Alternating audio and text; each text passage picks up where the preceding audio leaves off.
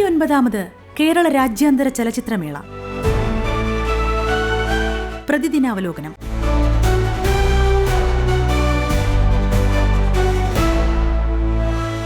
ഒരുപിടി മികച്ച സിനിമകൾ പ്രേക്ഷകർക്ക് സമ്മാനിച്ചുകൊണ്ട് കേരള രാജ്യാന്തര ചലച്ചിത്രമേളയുടെ 29ാം പതിപ്പ് സമാപനത്തോടടുക്കുകയാണ്. മിക്കവാറും സിനിമകളുടെ 3 പ്രദർശനങ്ങളും ഇന്നലെയോടെ അവസാനിച്ചു കഴിഞ്ഞു. ഇന്നും നാളെയുമായി അവശേഷിക്കുന്നത് 81 സിനിമകളുടെ ഓരോ പ്രദർശനം കൂടിയാണ്. ദീപ മേത്തയുടെ വിഖ്യാത സിനിമയായ ഫയർ സെലിബ്രേറ്റിംഗ് ഷബാന ആസ്മി വിഭാഗത്തിൽ ഇന്ന് പ്രദർശിപ്പിക്കുമ്പോൾ മലയാള സിനിമയായ ഭ്രമയുഗം മിഡ് നൈറ്റ് സ്ക്രീനിങ്ങിന്റെ ഭാഗമായി രാത്രി 12 മണിക്ക് നിശാഗന്ധിയിൽ പ്രദർശിപ്പിക്കും. 1996 ഷിക്കാഗോ അന്താരാഷ്ട്ര ചലച്ചിത്രമേളയിൽ ഷബാനയെ മികച്ച നടിക്കുള്ള സിൽവർ ഹ്യൂഗോ അവാർഡിന് അർഹയാക്കിയ ചിത്രമാണ് ഫയർ. മത്സര ചിത്രങ്ങളുടെ എല്ലാറ്റിൻ്റെയും 3 സ്ക്രീനിങ്ങുകളും ഇന്ന് പൂർത്തിയാകും. An oscillating shadow, body, rhythm of Dammam, east of noon, the Hyperboreans, Malu, memories of a burning body, Linda, human animal, underground orange എന്നീ 10 മത്സര ചിത്രങ്ങളാണ് ഇന്നത്തെ പ്രദർശനങ്ങളിൽ ഉൾപ്പെട്ടിട്ടുള്ളത്. 7ാം ദിനമായ ഇന്നത്തെ മുഖ്യ ആകർഷണമാണ് ഇന്ത്യൻ സ്വതന്ത്ര സിനിമയിലെ സ്ത്രീകളുടെ പങ്ക് എന്ന വിഷയത്തിൽ ഹോട്ടൽ ഹൊറൈസണിൽ നടക്കുന്ന ഫീമെയിൽ വോയിസസ് പാനൽ. രാവിലെ 11 മണി മുതൽ 12:30 വരെയാണ് ചർച്ച. നിള തിയേറ്ററിൽ ഉച്ചതിരിഞ്ഞ് 2:30 ജൂറി അംഗമായ നാന ജോർജേറ്റ്സയുമായി ആദിത്യ ശ്രീകൃഷ്ണ നടത്തുന്ന സംഭാഷണവും ഉണ്ടാകും.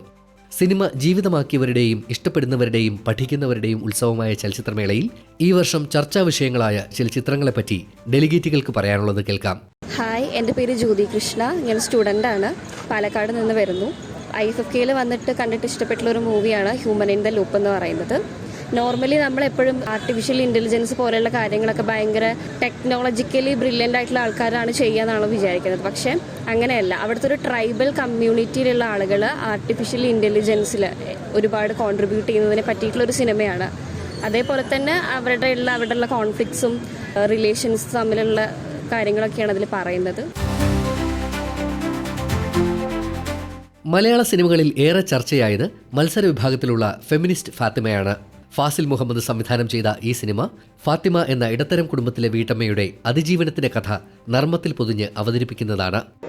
സിനിമയാണ് ഫെമിനിസ്റ്റ് ഫാത്തിമയുടെ സംവിധായകൻ ഫാസിൽ മുഹമ്മദ്. ഭയങ്കര ടെൻഷനിലായിരുന്ന ആളുകൾ എങ്ങനെ ഇതിനെ എടുക്കുന്നുള്ളത് അടിപൊളി ഫീലാണ്. എല്ലാവരും ചിരിക്കുന്നുണ്ട്, കൈയടിക്കുന്നുണ്ട്, അവർ അതിനോടൊപ്പം എൻജോയ് ചെയ്യുന്നുണ്ട്. ഫാത്തിമയുടെ വിഷമം അവർ വിഷമിക്കുന്നുണ്ട്. പുതുമുഖങ്ങളായ അഭിനേതാക്കളും പുതുമുഖങ്ങളായ അണിയറക്കാരുമാണ് ഈ സിനിമയുടെ മറ്റൊരു പ്രത്യേകത. ഭയങ്കര സന്തോഷത്തിലാണ് നടൻ കുമാർ സുനിൽ. കാരണം ചില ഫസ്റ്റ് ഷോ, പ്രീമിയർ ഷോ കഴിഞ്ഞതിന് ശേഷം പ്രേക്ഷകരിൽ നിന്നുണ്ടായിരുന്ന പ്രതികരണം തന്നെയാണ് നമുക്ക് കിട്ടിയ ഊർജ്ജം. കാരണം സിനിമ കാണുന്ന സമയത്ത് ഏത് രീതിയിലാണത് സ്വീകരിക്കപ്പെടുക എന്നുള്ളത് നമുക്ക് കൃത്യമായിട്ട് പറയാൻ പറ്റില്ലല്ലോ. പക്ഷേ സിനിമ തുടങ്ങി 5 മിനിറ്റ് കഴിഞ്ഞപ്പോഴേക്കും പ്രേക്ഷകരിൽ നിന്നുണ്ടായിരുന്ന റിയാക്ഷൻ, കയ്യടികളും ചിരികളും സിനിമ കഴിയുന്നതുവരെ ത്രൂ ഔട്ട് അത് മെയിൻറ്റെയിൻ ചെയ്യാൻ പറ്റിയെന്നുള്ളതാണ്. ഈ സിനിമ കണ്ടിറങ്ങിയ CJ ആന്റണി. റിലീജിയസ് ആയിട്ടുള്ള വളരെ ഫണ്ടമെൻ്റൽ ആയിട്ടുള്ള ഒരു മാനസികാവസ്ഥയിൽ ദുഷ്യമേധാവിത്വം കൊണ്ട് ചേർന്ന് വരുമ്പോഴത്തേക്ക് ഉണ്ടാകുന്ന ഒരു സമ്മിശ്രമായ രൂപം അത് പല സമുദായങ്ങളിലും നിലനിൽക്കുന്നുണ്ട്. പല സമുദായങ്ങളിലും പല രീതിയിലാണ്. പക്ഷെ അവിടെ ഈ സ്ത്രീ മനുഷ്യനാണെന്നും വ്യക്തിയാണെന്നും ഉള്ളൊരു യാതൊരു ധാരണയും അവിടെ ആരും കൊടുക്കാറില്ല. സ്ത്രീയെ വ്യക്തിയായി മുന്നോട്ട് കൊണ്ടുവരുന്നതിന് സാങ്കേതിക വിദ്യയുടെ സഹായവും കൂടെ യഥാർത്ഥത്തിൽ നേടുന്നത്. അപ്പോൾ പുതിയ മാറ്റത്തെ സംബന്ധിച്ചുള്ള വളരെ കൃത്യമായ സിനിമയാണ്. കാൻ ഫിലിം ഫെസ്റ്റിവലിൽ പാം ഡിയോർ പുരസ്കാരം നേടിയ അനോറ എന്ന ഇംഗ്ലീഷ് സിനിമയുടെ അവസാന പ്രദർശനവും ഇന്നലെയായിരുന്നു. 3 പ്രദർശനങ്ങൾക്കും കാണികൾ ഇടിച്ചുകയറിയ ഈ സിനിമ കാണാനാകാതെ നിരാശരായവരും ഏറെയാണ്. അനോറ എന്ന ലൈംഗിക തൊഴിലാളിയുടെയും അവളെ വിവാഹം കഴിക്കുന്ന യുവാവിൻ്റെയും കഥ പൊട്ടിച്ചിരികളോടെയും കയ്യടികളോടെയുമാണ് പ്രേക്ഷകർ ഏറ്റുവാങ്ങിയത്. ലൈംഗികതയുടെ അതിപ്രസരമുണ്ടെന്ന് ആക്ഷേപമുയരുമ്പോഴും ഈ സിനിമയ്ക്ക് മറ്റു ചില മാനങ്ങളുള്ളത് കാണാതെ പോകരുതെന്ന് പറയുന്നു ഡെലിഗേറ്റായ സജുമോൻ. പ്രധാനമായിട്ടൊരു 3 ഘട്ടങ്ങളായിട്ട് വേണമെങ്കിൽ അതിനെ തിരിക്കാൻ കഴിയും. കാര്യം ആദ്യത്തെ ഭാഗത്ത് നായികയെ ഇൻട്രൊഡ്യൂസ് ചെയ്യുന്ന രംഗങ്ങൾ നമ്മൾ കാണുമ്പോൾ അത് വളരെ ലൈംഗികതയുടെ അതിപ്രസരമുള്ളതായിട്ട് കാണുന്ന ഒരു തോന്നൽ നമുക്കുണ്ടാകും. എന്നാൽ അതിൽ നിന്ന് സിനിമ മാറി പോകുന്ന ഒരു സമയമുണ്ട്. ചിരിപ്പിക്കുന്ന കുറേ രംഗങ്ങളും കോമഡിയുടെയും അതുകൂടാതെ ആ നായിക നേരിടേണ്ടി വരുന്ന ഒരു വ്യക്തിയുടെ അസ്തിത്വത്തെ നിർണ്ണയിക്കുന്ന പല ഘട്ടങ്ങളിലൂടെയും ആ നായിക കടന്നു പോകേണ്ട ഒരു സാഹചര്യം ഉണ്ടാകുന്നുണ്ട്. എന്തായാലും മികച്ച ഒരു ദൃശ്യ അനുഭവമായിരുന്നു ഇപ്രാവശ്യം IFFKയിൽ കണ്ട അനോറ എന്ന ചിത്രം അവസാനിക്കുമ്പോൾ ആ നായികയോട് നമുക്ക് തോന്നുന്ന ഒരു മനോഭാവം എന്ന് പറയുന്നത് ചിത്രത്തിൻ്റെ തുടക്കത്തിൽ നമുക്കുണ്ടായിരുന്ന മനോഭാവത്തിൽ നിന്നും വളരെ വ്യത്യസ്തമായിരിക്കും. സ്ത്രീ എന്ന നിലയിൽ ബഹുമാനവും സ്നേഹവും ഏതൊരു സ്ത്രീയും പ്രതീക്ഷിക്കുന്നുണ്ടെന്നും അതിന് ഇന്ന തൊഴിൽ എന്നില്ല എന്നും എന്ന തോന്നലാണ് അനോറ കണ്ടുകഴിഞ്ഞപ്പോൾ തോന്നിയതെന്നും ഡബ്ബിംഗ് ആർട്ടിസ്റ്റ് കൂടിയായ മിത്ര പറയുന്നു. അവരൊരു സെക്സ് വർക്കർ ആണെങ്കിൽ പോലും ആ തൊഴിലിൽ ഈ പറയുന്ന കണക്ക് ഇത്രയേറെ ക്ലയൻസ് ഉണ്ടാവും, പല പറയുന്ന പ്രീമിയം ക്ലയൻസ് കാര്യങ്ങളൊക്കെ ഉണ്ടെന്ന് പറഞ്ഞാലും ആ ഒരു സമയം കഴിയുമ്പോൾ എല്ലാവരും അവരെ വിളിക്കുന്നത് വളരെ മോശപ്പെട്ട പേരിലാണ് അല്ലേ. എന്ത് തൊഴിൽ ചെയ്തിട്ടാണെങ്കിലും ഒരു സ്ത്രീ എന്നുള്ള രീതിയിൽ അവർ എല്ലാ രീതിയിലും റെസ്പെക്റ്റും സ്നേഹവും അർഹിക്കുന്നുണ്ട്, അത് അവർ പ്രതീക്ഷിക്കുന്നുമുണ്ട്. അതാണ് ത്രൂ ഔട്ട് ആ പടത്തിലുണ്ടായിരുന്നത്. അത് പുറമേ അവരുടെ തൻ്റെ സെൻസിറ്റീവായിട്ടുള്ള സൈഡ് പുറമേ കാണിക്കരുതെന്ന് ആ പെൺകുട്ടി ആഗ്രഹിക്കുന്നുണ്ടെങ്കിലും ലാസ്റ്റ് സീനിൽ അത് വ്യക്തമായിട്ട് നമുക്ക് മനസ്സിലാവും. ആ സ്ത്രീ റെസ്പെക്റ്റ് ആഗ്രഹിക്കുന്നുണ്ട്, സ്നേഹം ആഗ്രഹിക്കുന്നുണ്ട്. ഒരു ഫീൽ ഗുഡ് സിനിമയുടെ അനുഭവമാണ് me Maryam the children and the 26 others കാണികൾക്ക് സമ്മാനിച്ചത്. മത്സര വിഭാഗത്തിൽ പ്രദർശിപ്പിച്ച ഈ സിനിമയെപ്പറ്റി ആതിര: നമ്മൾ റിലാക്സ് ചെയ്തൊക്കെ കാണാൻ പറ്റുന്ന ഒരു കൈൻഡ് ഓഫ് മൂവിയാണ്. ഞാൻ 3rd ടൈമാണ്. ലൈക്ക് ആദ്യത്തെ തവണ ക്യൂന് പോയി കിട്ടിയില്ല, രണ്ടാമത്തെ തവണ റിസർവ് ചെയ്തു, ലേറ്റായി കിട്ടിയില്ല, അങ്ങനെ 3ാമത്തെ തവണയാണ് ടാഗോറിൽ ഇപ്പോൾ കാണുന്നത്. അങ്ങനെ വേറെ കൈൻഡ് ഓഫ് പ്രശ്നങ്ങളോ കാര്യങ്ങളൊന്നുമില്ല, ഏജ് ബാരിയർ ഇല്ലാണ്ട് എല്ലാവർക്കും റിലാക്സ് ചെയ്ത് കാണാൻ പറ്റുന്ന നല്ലൊരു മൂവിയാണ്. കാനിൽ പ്രശംസകളേറെ നേടിയ all we imagine as light സിനിമയുടെ സംവിധായിക പായൽ കപാഡിയയുമായി festival deputy director H Shaji നടത്തിയ മുഖാമുഖവും ഇന്നലെ നടന്നു. All we imagine is light. Payal Kapadia: It is still running for one more day in Kerala. I really hope you go to see it. It is a movie about friendship, about Mumbai city and 2 Malayali nurses who are friends. It is, I really hope you come to see it. ചിത്രത്തിലെ നായിക ദിവ്യപ്രഭ: ഭയങ്കര ഹാപ്പിയാണ് ഇങ്ങനെ continuous ആയിട്ടുള്ള റെക്കഗ്നൈസേഷനൊക്കെ കിട്ടുന്നതിൽ. പക്ഷേ ഇപ്പം I am more excited about IFFK. അപ്പം നമ്മളുടെ കുറച്ച് ആൾക്കാരുണ്ടാവും, ആക്ടേഴ്സും ഡയറക്ടേഴ്സ് ടീമിൽ നിന്നും ഉണ്ടാവും. ഫെസ്റ്റിവൽ വാർത്തകൾ മാധ്യമങ്ങൾ വഴി ജനങ്ങളിലേക്ക് കൃത്യമായി എത്തിക്കുന്നതിനായി ടാഗോർ തിയേറ്ററിൽ വിവര പൊതുജന സമ്പർക്ക വകുപ്പിന്റെ നേതൃത്വത്തിൽ വിപുലമായ മീഡിയ സെന്ററാണ് പ്രവർത്തിക്കുന്നത്. ഡെയിലി ബുള്ളറ്റിൻ, സോഷ്യൽ മീഡിയ ഹാൻഡിലുകൾ തുടങ്ങിയവയുടെ പ്രവർത്തനത്തിനും PRD ഡെപ്യൂട്ടി ഡയറക്ടർ സുരേഷ് കുമാറിന്റെ നേതൃത്വത്തിലുള്ള സംഘമാണ് മേൽനോട്ടം വഹിക്കുന്നത്. ഞാൻ അമിത് MS, നിലവിൽ PRDയിലെ അസിസ്റ്റന്റ് എഡിറ്ററാണ്. ഇന്റർനാഷണൽ ഫിലിം ഫെസ്റ്റിവൽ ഓഫ് കേരളയിൽ 29ാമത് എഡിഷനിൽ നമ്മൾ ഒരു മീഡിയ സെൽ PRDയുടെ നേതൃത്വത്തിൽ ഇപ്പോൾ പ്രവർത്തിക്കുന്നുണ്ട്.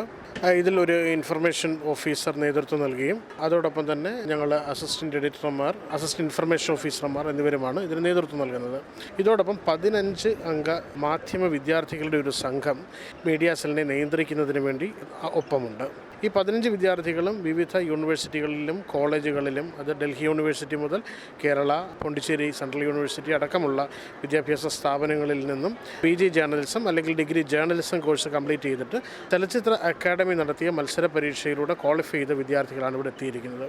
ഇവരുടെ നേതൃത്വത്തിൽ വിവിധ വേദികളിലായി നടക്കുന്ന പരിപാടികളുടെ വാർത്തകൾ, അതോടൊപ്പം തന്നെ ചിത്രങ്ങൾ, അവർക്ക് ആവശ്യമായിട്ടുള്ള ഇൻ്റർവ്യൂ, ഇവയെല്ലാം തന്നെ മാധ്യമ സ്ഥാപനങ്ങൾക്ക് 24 മണിക്കൂറും നൽകാൻ കഴിയുന്ന രീതിയിലാണ് നമ്മൾ പ്രവർത്തിക്കുന്നത്. സിനിമകളുടെ പ്രദർശനത്തിന് മുൻപായി പ്രേക്ഷകർക്ക് മുന്നിലെത്തുന്ന അവതാരകരുണ്ട്.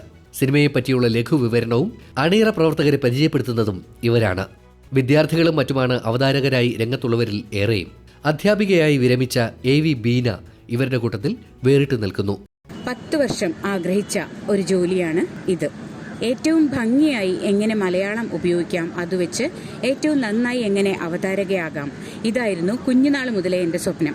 ആ സ്വപ്നം ഇപ്പോൾ സാക്ഷാത്കരിക്കപ്പെട്ടിരിക്കുകയാണ്. ഓർമ്മ വെച്ച നാൾ മുതൽ ആകാശവാണിയെ ഞാൻ കേൾക്കുന്നതാണ്. 2024 മെയ് 31 റിട്ടയർ ചെയ്ത അധ്യാപികയാണ്. എല്ലാവരും എന്നോട് മാം അംബിഷൻ എന്താണ് എന്ന് ചോദിക്കുമ്പോൾ എൻ്റെ ശബ്ദം പ്രിസർവ് ചെയ്യപ്പെടണം. എൻ്റെ പാഷനാണ് ആങ്കറിംഗ്. ഞാൻ കേരള സംസ്ഥാന സ്കൂൾ കലോത്സവത്തിൽ ഉദ്ഘാടന വേദിയുടെയും സമാപന ചടങ്ങിന്റെയും സാംസ്കാരികോത്സവത്തിന്റെയും അവതാരകയായിരുന്നു കഴിഞ്ഞ 10 വർഷം. 8 ദിവസം നീളുന്ന ചലച്ചിത്രമേളയുടെ സത്ത് തിരിച്ചറിയപ്പെടുന്നത് അവസാനത്തെ 2-3 ദിവസങ്ങളിലാണ്. ഏതാണ്ട് എല്ലാ സിനിമകളും കാണികൾക്ക് മുന്നിൽ ഒരു തവണയെങ്കിലും വന്നു കഴിയുന്നതോടെ ഫെസ്റ്റിവലിന്റെ സിനിമകൾ ഏതൊക്കെയായിരുന്നുവെന്ന് പ്രതിനിധികൾ കണ്ടെത്തും. പിന്നെ അവ കാണാനുള്ള നെട്ടോട്ടമാണ്.